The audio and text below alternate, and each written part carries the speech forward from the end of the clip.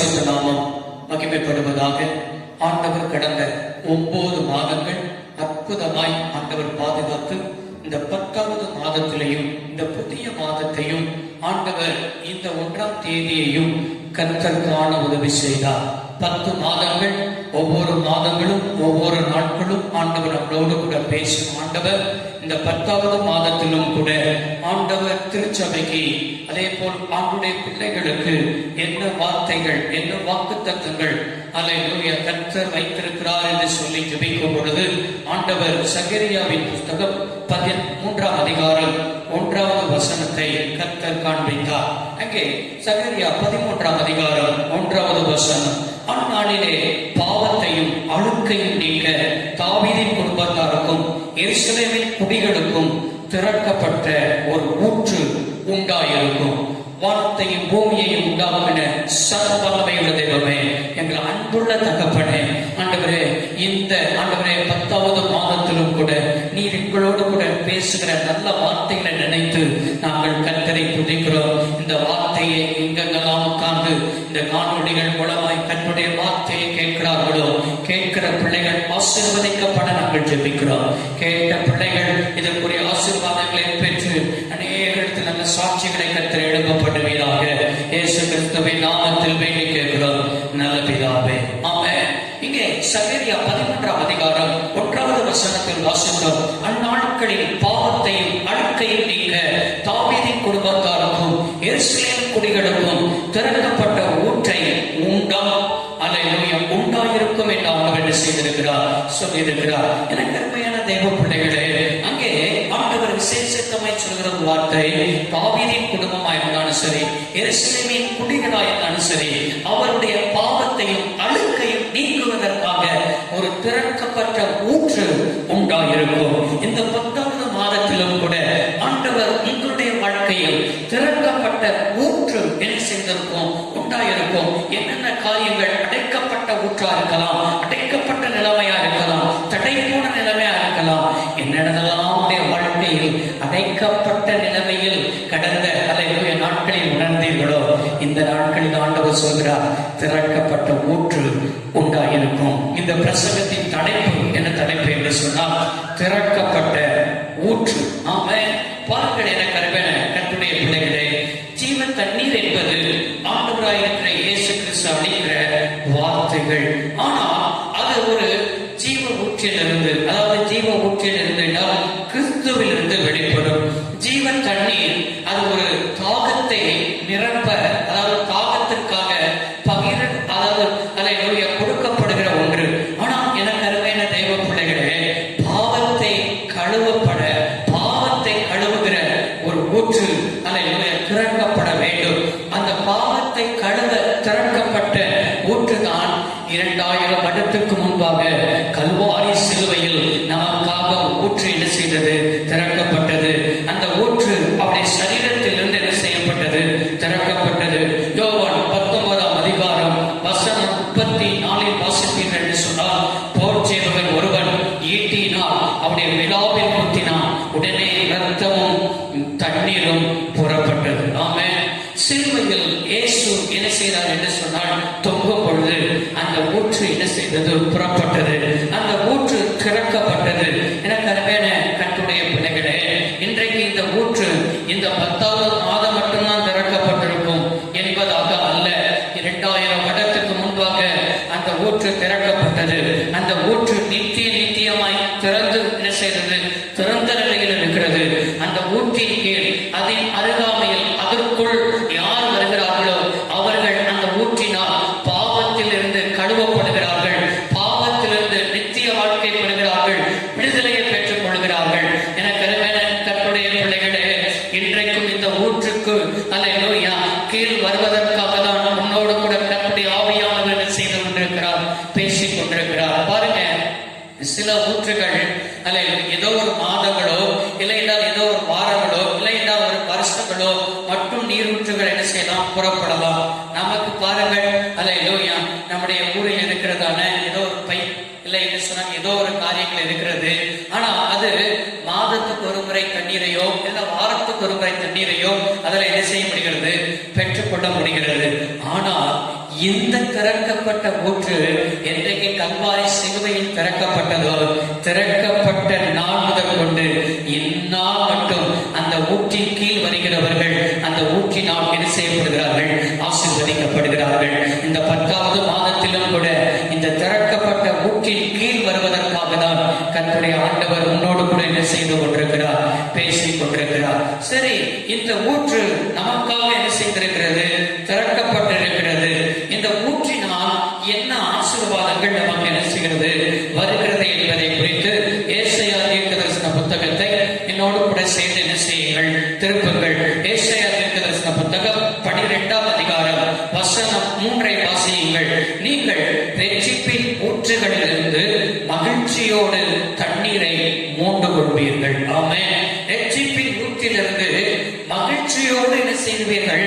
தண்ணீரை மோண்டு கொள்வீர்கள். அப்படி என்றால் இந்த திறக்கப்பட்ட ஊற்றின் நிமித்தமாய் வருகிற ஆசீர்வாதம் தான் என்ன என்று சொன்னால் மகிழ்ச்சியான வாழ்க்கை. ஆமென் சொல்லுங்க. மகிழ்ச்சியோடு தண்ணீரை என்ன செய்வீர்கள்? மோண்டு கொள்வீர்கள் என்று சொல்லப்பட்டிருக்கிறது. பாருங்க, தண்ணீரை தேடாமல் அல்ல தண்ணீரை தேடி நாவுகள் வருளும் பொழுது ஆமென் நம்முடைய ஆண்டவர் என்ன செய்கிறார் என்று சொன்னால் அவர்களுக்கு தண்ணீரை என்ன செய்கிறவர்? கொடுக்கிறது மாத்திரமும் அல்ல. அதுதான் கடந்த வாரத்தில் கர்த்தருடைய ஆண்டவர் திருச்சபைக்கு பேசின ஒரு வார்த்தை. ஆமென். மேடுகளில் ஆறுகளையும் பள்ளத்தாக்குகளில் நீரூற்றுகளையும் அது மாத்திரமும் அல்ல, வனாந்தரத்தை தண்ணீர் தடாகமாகவும் வறண்ட பூமியை அல்லேலூயா கேணிகளாகவும் மாற்றி ஆண்டவர் என்ன செய்கிறார் என்று சொன்னால் தம்முடைய ஜனங்களை போஷிக்கிறவர், தம்முடைய ஜனங்களை மகிழ்ச்சியாக்குகிறவர். இன்றைக்கும் எனக்கு அருமையான கர்த்தருடைய பிள்ளைகளை இந்த திறக்கப்பட்ட ஊற்றில் இருந்து தண்ணீரை மோண்டு கொள்ளும் பொழுது மகிழ்ச்சியோடு தண்ணீரை என்ன செய்வார்களாம்? மோண்டு கொள்வார்களாம். நீங்கள் கடந்த 9வது மாதத்தில் எந்தெந்த காரியத்தில் மகிழ்ச்சியை உணராதபடி அநேகர் வேலை ஸ்தலங்களில் மகிழ்ச்சியை உணராமல் இருந்திருப்பீர்கள். அது மாத்திரமல்ல, குடும்பத்தின் வாழ்க்கையில் ஏதோ ஒரு இழந்து போன நிலைமை என்ன செய்திருப்பீர்கள்? உணர்ந்திருப்பீர்கள். அதே போல் அநேகருக்கு லாக்டவுன் நாட்களில் வருமானங்கள் இன்றி வேலைகள் இன்றி தவித்து இந்த வருஷத்தை போல வாழ்க்கையில ஒரு வருஷத்தை கூட நாங்கள் கண்டதில்லை. இவ்வளவு பெரிய ஏமாற்றங்கள், தடுமாற்றங்கள், இல்லாமைகள், தரித்திரங்கள் என்று சொல்லலாம். என்ன செய்யலாம் சொன்னா புலம்பிக் கொண்டிருக்கலாம். ஆனா இந்த மாதத்தில் ஆண்டவர் சொல்லுகிறார், மோசேக்கு இன்றைக்கு ஜெபித்தது போலவே ஆண்டவர் 90ஆம் சங்கீதத்தில் மோசே ஜெபிக்கிறார். நாங்கள் சிறுமைப்படுத்தப்பட்ட நாட்களும் துன்பத்தை கண்ட வருஷங்களுக்கும் எங்களை சரியாய் மகிழ்ச்சியாகும். ஆண்டவர் கடந்த 9 மாதங்கள் நீங்கள் பட்ட தோல்விகள், அவமானங்கள், நிந்தைகள், கருத்தரங்கள் எல்லாவற்றுக்கும் நீங்கள் மகிழ்ச்சியின் தண்ணீரை என்ன செய்ய போகிறீர்கள்? இந்த மாதத்தில் மூன்றெடுக்க போகிறீர்கள். நீங்கள் மகிழ்ச்சியாகவே இருப்பீர்கள். சங்கீதம் 97ஆம் சங்கீதம் வசனம் 11 வாசிக்கிறோம். செம்மையான இருதயக்காரருக்காக மகிழ்ச்சி விதைக்கப்பட்டிருக்கிறது. உங்க இருதயம் ஆண்டவருக்குள், அந்த நீரூற்றுக்குள், அந்த திறக்கப்பட்ட ஊற்றுக்குள் நீங்க ஊற்றின் கீழ் இருக்கும் பொழுது உங்களுக்கு மகிழ்ச்சி என்ன செய்யப்பட்டிருக்கிறது? விதைக்கப்பட்டிருக்கிறது என்பதை ஆண்டவர் நம்மளோடு கூட பேசுகிறார். நான் மதுரை பட்டணத்தில் தன்னுடைய ஊழியத்தில் இருக்கும் பொழுது எனக்கு ஒரு குடும்பத்தை தெரியும். நாங்கள் ஊழியர் செய்த நாட்களில் என் கிராமங்களில் ஊழியர் செய்யும் பொழுது அந்த குடும்பத்தை சந்திக்க ஆண்டவர் ஒரு வாய்ப்புகளை தந்தார். அந்த குடும்பத்தை சந்திக்கும் பொழுது அந்த குடும்பம் இயேசுவை அறியாத ஒரு புறமார்க்கத்தார்கள். அவருக்கு திருமணமாகி ஒரு சில ஆண்டுகளுக்குள் ஒரு அழகான ஒரு ஆண்மகன் ஆண்டவர் கொடுத்திருக்கிறார். அழகான ஆண்மகன் இருந்தாலும் கூட அவர்கள் பெற்றோர் வீட்டுக்கு வந்திருந்தார்கள். நான் கேட்டேன், நீங்கள் பெற்றோர் வீட்டுக்கு வந்து எவ்வளவு நாட்கள் ஆகிறது என்று சொன்னால் 1 ஆண்டுகள் ஆகிறது என்று செய்தார்கள் சொன்னார்கள். கேட்டேன், என்ன பிரச்சனை, ஏன் இவ்வளவு நாட்கள் இங்கே இருக்கிறீர்கள் என்று சொல்லி கேட்கும் பொழுது அவருடைய கணவனாரை குறித்து சொன்னார்கள். என்னுடைய கணவனார் திருமணமான நாட்களிலிருந்து எங்களுடைய குடும்பத்தில் ஒரே பிரச்சனை, ஒரே மகிழ்ச்சியே இல்லை, போராட்டம். என் முகத்தை பார்க்கிறதுக்கே கணவனாருக்கு என்ன செய்யணும்னு சொன்ன பிடிக்கல. அவரிடத்துல இருக்க ஒரு நரகத்தை போல உணர்கிறது நிமித்தம் தான் என் பெற்றோர் வீட்டுல இந்த பிள்ளையை வச்சு வாழ்ந்துடலாம் என்று என்ன செய்கிறேன் இருக்கிறேன் என்று என்று சொன்னார்கள். நான் சொன்னேன், அல்லேலூயா சகோதரி, நீங்கள் இயேசுவை ஏற்றுக்கொள்ளுங்கள், இயேசுவுக்குள் வாருங்கள், இயேசுவை சொந்த இரட்சகராய் ஏற்றுக்கொள்ளுங்கள். அவரிடத்தில் நீங்கள் வருவீர்கள் என்று சொன்னால் நான் சொல்லுகிறேன், உடைய வாழ்க்கை பிரிந்து போன ஒரு வாழ்க்கை, உடைய கணவனால் எந்த கணவனால் உடைய முகத்தை பார்க்கவே எனக்கு பிடிக்கவில்லை என்று சொல்லி அந்த கணவனால் உங்களை அதை புரத்தப்பட்ட அனுபவம், உங்களை மறந்து போன அனுபவம், வாழ்க்கையெல்லாம் முடிந்து போன அனுபவம், ஒரு தனி மரத்தை போல் நீங்கள் இருக்கிறீர்கள். இயேசுவை ஏற்றுக்கொள்ளுங்கள். அதே கணவனால் எந்த முகத்தை பார்க்க விரும்பவில்லை என்று சொன்ன கணவனால் உங்களை திரும்ப வந்து அழைத்துக் கொண்டு போவார்கள். இது நான் ஜீவனுள்ள தேவனை ஆராதிக்கிற தேவனுடைய நாமத்தில் சொல்லுகிறேன் என்று சொன்னேன். அவர்கள் ஆரம்பத்தில் அதை ஏற்றுக்கொள்வதற்கு இல்லை, ஒரு சில ஆண்டுகள் ஆகிவிட்டது, இது எப்படி சாத்தியமாகும், இதெல்லாம் நடக்கிற காரியம் இல்லை என்று சொன்னார்கள். நான் சொன்னேன், ஒரு வாரம் ஆலயத்துக்கு வந்து பாருங்கள், அங்க வந்து இயேசுவுடைய விண்ணப்பத்தை வைத்து பாருங்கள். நீங்கள் அல்லேலூயா வந்து பார்த்து விண்ணப்பத்தை வைத்து பார்த்து அந்த ஊற்றுக்குள் வந்து பார்த்து அவர் தருகிற ஆசீர்வாதங்களை பெற்றுக் கொள்ளுங்கள் என்று சொல்லி சொன்னேன். பரவாயில்லையே, அவருடைய பெற்றோர்களும் சொன்னார்கள், பரவாயில்லை, இந்த சகோதரர் சொல்கிறதை போல நீங்கள் அவருடைய ஆலயத்தில் போய் பாருங்கள், எத்தனையோ தெய்வத்தை வேண்டி பார்த்து விட்டீர்கள், இவர் சொல்கிற வார்த்தைகளை இயேசுநாதருடைய ஆலயத்துக்கும் போய் பாருங்கள் என்று சொல்லி அந்த ஞாயிற்றுக்கிழமை மன உடைந்த நிலைமையில் அந்த சகோதரி வந்தார்கள். நாங்கள் நல்லா ஜெபித்து அவனுடைய வார்த்தையை சொல்லி நல்ல வேதாகமத்தெல்லாம் கொடுத்து என்ன செய்தோம், அனுப்பினோம். நடந்தது என்ன, ஒரு சில வாரங்கள் கூட ஆகவில்லை. ஒரு சில வாரத்திற்கு பின்பாக 2 வாரங்கள் வந்திருப்பார்கள் என்று நினைக்கிறேன். ஆனால் பின்பாக அல்லேலூயா அந்த சகோதரி ஆலயத்துக்கு வரவில்லை. நாங்கள் திரும்ப போய் அல்லேலூயா ஏன் ஆலயத்துக்கு வரவில்லை என்று சொல்லி அதை வீட்டுக்கு போய் பார்த்தால் பெற்றோர்கள் இருந்தார்கள். கேட்டோம், என்ன கேட்டோம் என்று சொன்னால், ஏன் மக்கள் ஆலயத்துக்கு வரவில்லை, எங்க போனார்கள் என்று கேட்டார். ஐயா, நீங்க சொன்னது போலவே நடந்தது. என்ன நடந்தது என்றால், இதுவரை வராத அவருடைய கணவனார் திரும்ப ஒரு நாள் அவருடைய குடும்பத்தோடு கூட வந்தார். பெற்றோரோடு கூட வந்தார். வந்து எந்த மனைவியை பார்க்க பிடிக்கவில்லை என்று சொன்னாரோ அந்த மனைவியையும் பிள்ளையும் என்ன செய்தால் அழைத்துக் கொண்டு சென்றார். அவர் சொல்லும் பொழுது, என் மகள் அல்லேலூயா அந்த சபைக்கு போனது நிமித்தம் என் குடும்பத்தை ஆசீர்வதித்திருக்கிறார். நான் போன் பண்ணுவதற்கு கூட அல்லேலூயா போன் நம்பர் வாங்காம என்ன செய்து விட்டு விட்டேன். திரும்ப எப்படியாவது அவர்களை பார்த்து இயேசுநாதர் எனக்கு அற்புதம் செய்தார் என்று என்ன செய்து சொல்லிவிடுங்கள் என்று சொல்லி பெற்றோர்கள் சொல்லி இருந்தார். நாங்க சொன்னோம், உங்களுடைய மகளை நீங்க போன இடத்துல கூட இந்த ஆலயத்துக்கு போக சொல்லுங்க என்று சொல்லி பெற்றோர்களை உற்சாகப்படுத்தினோம். எனக்கு அருமையான தெய்வ பிள்ளைகளே, தேவனுடைய வாழ்க்கையில தனி மரத்தை போல உணர்ந்து கொண்டிருக்கலாம். இழந்து போன நிலைமையில், எல்லாமே நடக்காத நிலைமையில், ஏமாற்றப்பட்ட நிலைமையில், மகிழ்ச்சி இல்லாத நிலைமையில் வாழ்ந்து கொண்டிருக்கலாம். ஆனால் ஆண்டவர் அழகாய் சொல்கிறார், செம்மையான இருதயத்தாருக்கு மகிழ்ச்சி விதைக்கப்பட்டிருக்கிறது. அந்த மகிழ்ச்சி என்னும் தண்ணீரை இந்த 10வது மாதத்தில் நீங்கள் அனுபவிக்க போகிறீர்கள். அனுபவிப்பதற்கு அந்த திறக்கப்பட்ட ஊற்றின் கீழ் வாருங்கள். நிச்சயமாய் உடைய வாழ்க்கையில் என்ன செய்வார், அவர் அற்புதங்களை செய்ய அவர் போதுமானவராய் இருக்கிறார். திறக்கப்பட்ட ஊற்றின் நிமித்தமாய் வருகிற 2வது ஆசீர்வாதம் தான் என்ன என்று சொன்னால், அதே எரேமியா தீர்க்கதரிசன புத்தகம் 17ஆம் அதிகாரத்தை நீங்கள் திருப்பிக் கொள்வீர்கள் என்று சொன்னால் 13வது வசனத்தில், இஸ்ரவேலின் நம்பிக்கையாய் இருக்கிற கர்த்தாவே, உம்மை விட்டு விலகுகிற யாவரும் வெட்கப்படுவார்கள். அவர்கள் ஜீவனுள்ள தண்ணீரின் ஊற்றாகிய கர்த்தரை விட்டு விலகினபடியால் உம்மை விட்டு அகன்று போகிறவர்களின் பேர் புழுதியில் எழுதப்படும். ஜீவனுள்ள தண்ணீரின் ஊற்றாகிய கர்த்தரை விட்டு விலகினபடியால் அவர்கள் யாவரும் என்ன செய்வார்கள், வெட்கப்பட்டு போவார்கள். எனக்கு அருமையான கர்த்தருடைய பிள்ளைகளே, அந்த நீரூற்றண்டையில் நாம் இருக்கும் பொழுது அதே 8வது வசனத்தில் வாசிக்கிறோம், அவன் தண்ணீர் அண்டையில் நாட்டப்பட்டதும் கால்வாய் மூலமாய் தன் வேர் விடுகிறதும் உஷ்ணம் வருகிறதை காணாமல் இலை பச்சையாய் இருக்கிறதும் மழை காட்சியான வருஷத்திலும் வருத்தமின்றி தப்பாமல் கனி கொடுக்கிற மரத்தை போல இருப்பான். அந்த நீரூற்றண்டு, அந்த திறக்கப்பட்ட ஊற்றின் கீழ் நாம் வரும் பொழுது நம்முடைய வாழ்க்கையில் என்ன நடக்கும் என்று சொன்னால், கனி கொடுக்கிற வாழ்க்கையை கற்றுத் தருவார்.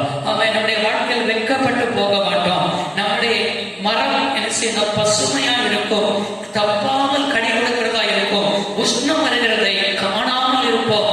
பாருங்க, கடந்த நாட்களில் எத்தனை பேருடைய வாழ்க்கையை நீதிமானுடைய சந்ததி அப்பத்துக்காக இறந்து தெரிவதை என்ன செய்யற காணவில்லை என்று எழுதப்பட்டிருக்கிறது. 9 மாதங்கள்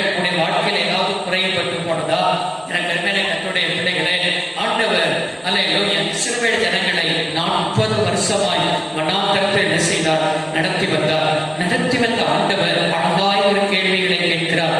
அல்லேலூயா. என்ன கேள்வி கேட்கிறார்? 8ஆம் அதிகாரம் 9வது வசனம். அது தாட்சியில்லாமல் அப்ப புசிக்கத்தக்கதாக ஒன்றும் உங்களுக்கு குறைபடாத ஒரு தேசம். ஆமென். உங்களுக்கு ஒன்றும் என்ன செய்யாது, குறைபடாது. 40 வருஷம் நடத்தி வந்த ஆண்டவர் உங்களுக்கு ஒன்றும் குறைபடாது. உபாகமம் 2ஆம் அதிகாரம் வசனம் 7வது வசனத்தில் வாசிக்க பார்ப்போம். உங்கள் தேவனாய் இருக்கிற கர்த்தர் உங்கள் கையின் கிரிகள் எல்லாம் உங்களை ஆசீர்வதித்து வருகிறார். இந்த பெரிய வனாந்தர வழியாய் நீ நடந்து வருகிறதே அவர் அறிவார். இந்த 40 வருஷமும் உன் தேவனாய் இருக்கிற கர்த்தர் உன்னோடு இருந்தார். உனக்கு ஒன்றும் குறைபடவில்லை என்று சொல் என்றார். ஆமென். 40 வருஷம் வனாந்தரத்தில் நடத்தி வரும் பொழுது அவருடைய வாழ்க்கையில அப்பத்துக்காக குறை வரல. வந்தாலும் ஆண்டவர் அற்புதமா நடத்தினார். தண்ணீருக்கு குறை வரல. வஸ்திரங்களுக்கு என்ன செய்யல. 40 வருஷமும் ஒருத்தர் கூட 6 லட்சம் புருஷர்களுக்கும் வஸ்திரத்தை கொடுத்தார். அவன் பாதரட்சைகளுக்கு குறை வரல. அவன் அவன் இன்னும் சொல்ல பாருங்க, 40 வருஷம் நான் கற்பனை பண்ணி பாக்குறேன். இன்னைக்கு 2 மாசம் முடிவெட்டாம இருந்தாலே நான் இது அல்ல இல்லையா, ஆளை பார்க்க ஒரு மாதிரி தெரியுது. 40 வருஷம் முடிவெட்டுறதுக்கு கூட என்ன செய்ய சொன்னா அங்க பிரச்சனை வரல. சின்ன சின்ன தேவைகளுக்கு நம்ம எவ்வளவு கலந்து வரோம் பாருங்க. ஆனா 6 லட்சம் புருஷர்களுக்கும் ஒன்றும் குறைபடாது. புருஷர்கள் 6 லட்சம், பிள்ளைகள் சின்ன பிள்ளைகள் இருக்கிறாங்க. ஒரு வீட்டுல 2 பிள்ளைகள் இருக்கும்னா அந்த 2 பிள்ளைகளுக்கு வாங்கி கொடுக்கும்னால பெற்றோர்கள் படுகிற பாடு வேதனைகள் இவ்வளவு இருக்குது. 6 லட்சம் புருஷர்கள் அப்படின்னா ஒரு குடும்பத்துக்கு ஒரு பிள்ளைகள் போட்டாலும் 6 லட்சம் பிள்ளைகள் ஆச்சு. ஒரு குடும்பத்துக்கு 2 பிள்ளைகள் போட்டா எவ்வளவு வருதுன்னு சொன்னா அதை 12 லட்சம் பிள்ளைகள் வருது. 12 லட்சம் பிள்ளைகளுடைய தேவைகளை சந்திக்கணும். அவன் கொஞ்சம் கற்பனை பண்ணி பாருங்க. அவ்வளவு தேவைகளையோ கர்த்தர் அற்புதமா சந்திச்சு ஒன்றுமே என்ன செய்யலாம், குறைபடலையா. எனக்கு அருமையான தெய்வ பிள்ளைகளே, அந்த திறக்கப்பட்ட ஊற்றின் கீழ் நம்ம வரும் பொழுது அந்த ஊற்று நம்முடைய வாழ்க்கையில கனி கொடுக்க வைக்கும். அந்த ஊற்று பசுமையான வாழ்க்கையை தரும், தப்பாமல் கனி கொடுக்க வைக்கும். இன்றைக்கு அநேகருடைய வாழ்க்கையில கனிகள் இல்லை. அவன் கனிகளை பார்க்க முடியல. கனிகள் இல்லாத ஒரு வாழ்க்கை, செத்து போன ஒரு வாழ்க்கை, மலட்டுத்தன்மையான ஒரு வாழ்க்கை. 9 மாதம் நம்மளை கடந்து வந்துட்டோம். 9 மாதத்துல எத்தனை ஆத்துமாக்களை ஆதாயம் பண்ணணும். இயேசுடைய வருகை குறித்த அடையாளங்கள் எல்லாம் கொள்ளை நோய்கள், அதை மாத்திரம் அந்த வெட்டுக்கிளிகள், வேதத்தில் சொல்லப்படுகிற பஞ்சங்கள், பூமி எதிர்ச்சிகள், ஆங்காங்கே ராஜ்யத்துக்கு விரோதமாய் ராஜ்யங்கள், இதெல்லாம் எழுப்பிக் கொண்டிருக்கிறது. கடைசி காலத்தில் அடையாளங்கள் நடந்து கொண்டிருக்கிறது. இப்படிப்பட்ட நாட்களில் நாம் எந்த அளவுக்கு இயேசு கிறிஸ்துவுக்காக என்ன செய்திருக்கிறோம். நாம் இருக்கிற தெருக்களில், சொந்த பந்தங்களில், அது மாத்திரமல்ல இருக்கிற மக்கள், புறஜாதிய மக்கள், இவர்களெல்லாம் ஆத்துமாக்களை ஆதாயம் பண்ணியிருக்கிறோமா? 9 மாதங்களில் ஒரு ஆத்துமாக்களையாவது நாம் என்ன செய்திருக்கிறோம், கிறிஸ்துவுக்கு நேராய் வழிநடத்தியிருக்கிறோமா? எனக்கு அருமையான கர்த்தருடைய பிள்ளைகளே, பரிசுத்த லூக்கா எழுதின சுவிசேஷ புத்தகம் 13ஆம் அதிகாரத்தில் ஒருவர் திராட்சை தோட்டத்தில் ஒரு அத்தி மரத்தை நட்டு வைக்கிற ஓமையை இயேசு அழகாய் சொன்னார். ஒருவன் ஒரு அத்தி மரத்தை என்ன செய்கிறான் சொன்னால் தோட்டத்தில் நட்டு வைக்கிறான். தோட்டக்காரன் வந்து என்ன செய்கிறான் சொன்னால் 3 வருடங்களாக அந்த அத்தி மரத்தை கனியை என்ன செய்தானா தேடினான். 1 வருடம், 2 வருடம், 3 வருடம். 3 வருடத்தை கனியை தேடினாலும் அந்த அத்தி மரத்தில் ஒரு கனி கூட என்ன செய்ய முடியவில்லை, பார்க்க முடியவில்லை. தோட்டக்காரன் அங்கே நட்டு வைத்த அந்த ஒருவன் வந்து சொல்கிறார். என்ன சொல்றாரு சொன்னால் 3 வருடமா இதில் கனியை பார்க்கிறேன், ஒரு கனியை கூட என்ன செய்ய முடியவில்லை, பார்க்க முடியவில்லை. இந்த அத்தி மரம் என்ன செய்ய சொன்னால் நிலத்தையும் என்ன செய்கிறது, கெடுத்து போடுகிறது. அது மாத்திரமல்ல, இதை வெட்டி போடு, நிலத்தை கெடுத்து போடுகிறது என்று சொல்லி தோட்டைக்காரனுக்கு அவன் சொல்லும் பொழுது தோட்டைக்காரன் சொல்கிறான், ஐயா இந்த 1 வருடம் மாத்திரம் என்ன செய்யட்டும், இந்த மரம் இருக்கட்டும், நான் கொத்தி கொஞ்சம் எரு போடுகிறேன். 1 வருடம் பார்ப்போம், கனி கொடுத்தால் பார்ப்போம், கனி கூட விட்டால் என்ன செய்யணும் சொன்னால் வெட்டி போடுவோம் என்று சொல்லி பறித்து பேசுகிற ஒரு ஜபத்தை, பறித்து பேசுகிற ஒரு இருதயத்தை அங்க பார்க்க முடிகிறது. எனக்கு அருமையானவர்களே, இந்த 1 மாதம் அவன் கிருபையாய் 10வது மாதத்தை கர்த்தர் செய்திருக்கிறார், ஆண்டவர் தந்திருக்கிறார். எதற்கு என்றால் கனி கொடுப்பதற்கு, ஆண்டவருக்காக. அதுக்குத்தான் கர்த்தர் நம்மளை என்ன செய்திருக்கிறார். யோவான் 15ஆம் அதிகாரம் 16வது வசனத்தில் வாசிக்கிறோம், நீங்கள் என்னை தெரிந்து கொள்ளவில்லை, நான் உங்களை தெரிந்து கொண்டேன். நீங்கள் போய் கனி கொடுக்கும்படிக்கும் உங்கள் கனிகள் நிலைத்திருக்கும்படிக்கும் நான் உங்களை செய்தை ஏற்படுத்தினேன். ஆண்டவர் நம்மளை ஏற்படுத்துவதற்கு நோக்கமே நாம் போய் கனி கொடுப்பதற்கு. கனி கொடுப்பதென்றால் ஆத்துமாக்களை ஆதாயம் பண்ணுவதற்கு, மனந்திருந்தலின் கனிகளை கொடுப்பதற்கு,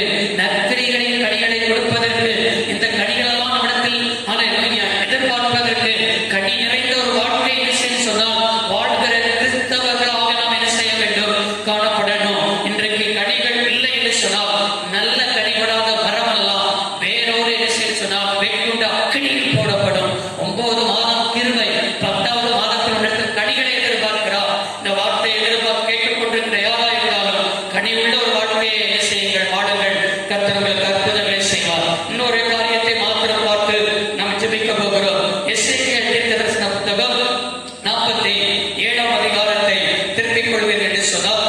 எசேக்கியேல் தீர்க்கதரிசன புத்தகம் 47ஆம் அதிகாரத்தை என்னோடு கூட சேர்ந்து என்ன செய்கிறேன், திருப்பி அன்பாய் கேட்கிறேன். 47ஆம் அதிகாரம் 9வது வசனத்தை என்ன செய்வோம், திருப்பிக் கொள்வோமாக. இங்கே சொல்லப்பட்டிருக்கிறது, இந்த நதி போகும் இடமெங்கும் சஞ்சரிக்கும் ஜீவ பிராணிகள் யாவும் பிழைக்கும். இந்த நதி அங்கே வந்தபடியினால் வெகு ஏராளமான மச்சங்களும் உண்டாயிருக்கும். இந்த நதி போகும் இடமெங்கும் உள்ள யாவும் ஆரோக்கியப்பட்ட என்ன செய்ய சொன்னால் பிழைக்கும். அவன் இந்த திறக்கப்பட்ட இந்த ஊற்று, இந்த நதி எங்கெல்லாம் ஆகிறதோ அங்கெல்லாம் என்ன செய்ய சொன்னால் சுகமான வாழ்க்கை, பெருக்கத்தை உண்டாக்கும் வாழ்க்கை பிழைப்பு உண்டாக்கும். என்ன செய்கிறது வாழ்க்கை. 3 காரியம் அந்த நதி பாய்ந்தா என்ன உண்டாகும் அப்படின்னு நாங்க என்ன செஞ்சிருக்குது. முதலாவது பிழைப்பு, 2வது பெருக்கம், 3வது ஆரோக்கியம், அப்படின்னா சுகம். ஆமென். ஆண்டவர் இந்த மாதத்தில் இந்த காரியத்தை கர்த்தர் வாக்கு பண்ணுகிறார். பிழைப்பு. நீங்கள் அதை செய்கிற வேலையில பிழைப்பு உண்டாகும். ஆமென். நீங்க எந்தெந்த காரியத்துல பிழைப்புக்காய் கஷ்டப்படுகிறீர்களோ ஆண்டவர் சொல்கிற உனக்கு பிழைப்பு இருக்கும். 2வது அதுல ஒரு பெருக்கத்தை என்ன செய்வீர்கள் பார்ப்பீர்கள். ஆண்டவர் எப்பொழுதுமே அவர் பெருக்கத்தின் தேவன், விசாலத்தின் தேவன். சபையிலும் ஆத்துமாக்களிலும் பெருக்கத்தை ஆண்டவர் இந்த மாதத்தில் என்ன செய்வார், தருவார். 3வது அந்த நதி பாய்கிற இடத்தெல்லாம் ஆரோக்கியப்பட்டு என்ன செய்ய சொன்னால் பிழைக்கும் என்று என்ன செய்யப்பட்டிருக்கிறது, சொல்லப்பட்டிருக்கிறது. ஆண்டவர் சுகத்தை தருவார். கடந்த நாட்களில் எந்தெந்த வியாதியோடு கூட கஷ்டப்பட்டீர்களா, மருத்துவமனைக்கு வருகிற வருமானங்கள் எல்லாம் போனதா, இந்த மாதத்தில் மருத்துவமனை செலவுகள் இல்லாதபடி ஆண்டவர் என்ன செய்வார் சொன்னால் சுகத்தை ஆண்டவர் என்ன செய்வார், தருகிறவராய் இருக்கிறார். எசேக்கியேல் 47ஆம் அதிகாரம் வசனம் 12 வாசிக்கிறோம். என்ன வாசிக்கிறோம் என்று சொன்னால், அல்லேலூயா, அது மாதந்தோறும் புதுக்கனிகளை கொடுத்து கொண்டே இருக்கும். ஆமென். அதுல நடுப்பகுதியில் சொல்லியிருக்கிறது, அவைகளின் கனிகள் புசிப்புக்கும் அவைகள் இலைகள் அவிழ்த்தலுக்கும், அல்லேலூயா, அவிழ்த்தலுக்குமானவைகள் என்ன செய்யப்பட்டிருக்கிறது சொல்லப்பட்டிருக்கு. மாதந்தோறும் புதுக்கனி. ஆமென். மாதந்தோறும் நம்முடைய வாழ்க்கையில பிழைப்பு, மாதந்தோறும் நம்முடைய வாழ்க்கையில பெருகும், மாதந்தோறும் ஆரோக்கியப்பட்டு என்ன செய்யும் பிழைப்பை கர்த்தர் தருகிறார். இந்த 3 ஆசீர்வாதங்களை கர்த்தர் திறக்கப்பட்ட ஊற்றின் நிமித்தம் தருவார். இன்னும் ஒரே ஒரு வசனத்தை மட்டும் வாசித்து நாம ஜெபித்து என்ன செய்ய போகிறோம், முடிக்க போகிறோம். 1 கொரிந்தியரின் புத்தகம் நமக்கு 6ஆம் அதிகாரம் வசனம் 11 என்ன செய்யுங்கள், திருப்பிக் கொள்ளுங்கள். 1 கொரிந்தியர் 6ஆம் அதிகாரம் வசனம் 11. கர்த்தராகிய இயேசு கிறிஸ்துவின் நாமத்தினாலே நமது தேவனுடைய ஆவியினாலும் கழுவப்பட்டீர்கள், பரிசுத்தமாக்கப்பட்டீர்கள், நீதிமான்களாக்கப்பட்டீர்கள். அந்த திறக்கப்பட்ட ஊற்றின் நிமித்தம் தான் உங்களுடைய வாழ்க்கையில கழுவப்படுகிற ஆசீர்வாதம், பரிசுத்தமாக்கப்பட்ட ஆசீர்வாதம், நீதிமான்களாக்கப்பட்ட ஆசீர்வாதம். இந்த ஆசீர்வாதம் உங்களுக்காக இந்த 10வது மாதத்தில் ஒரு ஊற்று என்ன செய்யப்படுகிறது, திறக்கப்பட்டிருக்கிறது. அந்த ஊற்றின் கீழ் வாருங்கள். அந்த ஊற்று உங்கள் உச்ச தலைந்த உள்ள கால்வரை கழுவட்டும், உங்களை பரிசுத்தமாக்கட்டும், உங்களை நீதிமானாக்கட்டும். இந்த ஊற்று உங்க வாழ்க்கையில மகிழ்ச்சியை கொண்டு வரும். இந்த ஊற்று உங்களுடைய வாழ்க்கையில என்ன செய்ய சொன்னால் கனி கொடுக்க வைக்கும். இந்த ஊற்று பிழைப்பு உண்டாக்கும், பெருக்க உண்டாக்கும், ஆரோக்கியத்தை உண்டாக்கும். ஜெபம் பண்ணுவோம். வானத்தையும் பூமியை உண்டாக்கிட சர்வ வல்லமையுள்ள தெய்வமே, இந்த மாதத்தில் எங்களுக்கு ஒரு திறக்கப்பட்ட ஊற்று உண்டாயிருக்கும் என்று சொன்னீரல்லவா. இந்த ஊற்றின் கீழ் நாங்கள் வருகிறோம். இந்த ஊற்று எப்பொழுதும் எங்களுக்கு திறக்கப்பட்டிருக்கிறது.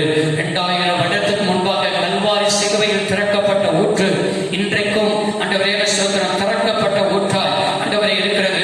இந்த ஊற்றின் கீழ் நாங்கள் வரும் பொழுது எங்களுடைய வாழ்க்கையில் நீங்க சொன்னீங்கப்பா ஆண்டவரே உங்க ஸ்தோத்திரம் மகிழ்ச்சி, ஆண்டவரே உங்க ஸ்தோத்திரம். இந்த ஊற்றின் கீழ் வரும் பொழுது கனி கொடுக்குது. இந்த ஊற்றின் கீழ் வரும் பொழுது எங்களுடைய வாழ்க்கையில பிழைப்பு, பெருக்கம், சுகம் என்றெல்லாம் சொல்லியிருக்கிறீங்க.